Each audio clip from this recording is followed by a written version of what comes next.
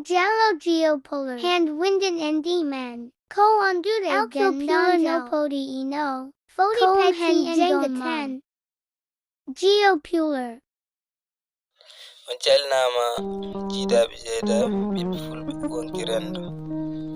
On calnama indon manama e jettode sikki Allah e windande men hande ko ngam ha mbawen andude alkulu pular no poti e no becciri ceernden muumi e laaɓde. Eyi alkuli pular ko capantati e ɗiɗi ɗe pecce ɗiɗi mawɗe muumi e laaɓde. Muumi ɗe pecciti e nder koymumen, pecce tati tokos, laaɓde ɗe jogii daade ɗiɗi janngirde. Mi alay sago ganden nde taw kanji fof on saha mbawen serdude muumi e laaɓde ko ɗeɗo: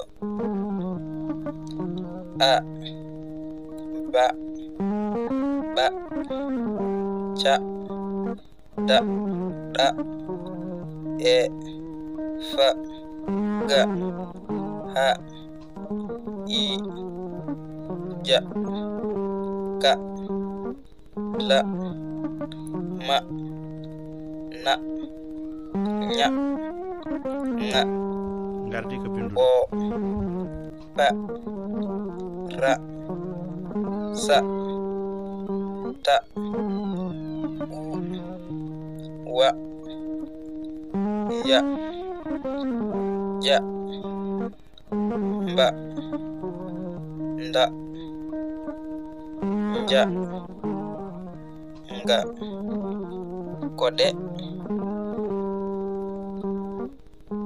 a ba ba ja da ɗa e fa ga ha i ja ka la ma na nya nga o pa ra sa ta u wa ya ja ba nda ja nga fode mbewa.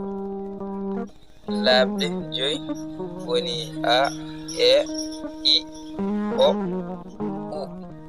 A e i o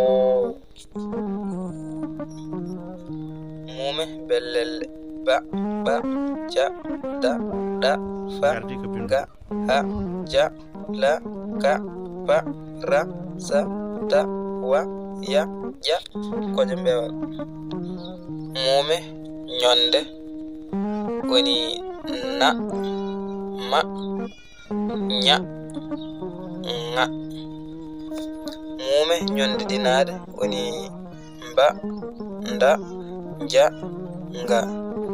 Mume bellelle ɗe cowata sa fa ha ra. Eɗen gandi ɗeɗo alkule nayi ɗe cowdirta. So ɗe gardi helmere e so ɗe lombi fof saɗa windi inde ko gotal gotal ɗe jarata. Ɗen dokkiri yeruji saɗa winda salmata ko sa goto mbatta.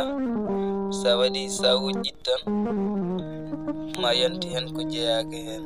Ɗum noon wadde no pamirten jangde ko teskuge ma gonen teskoroɓe no gonen wawɓe bindande ɗe, walla saɗa winda faati kadine ko fa goto mbatta. Sa waɗi fa wujjitta yalti e pular wontoyde ko français walla ko nandi hen.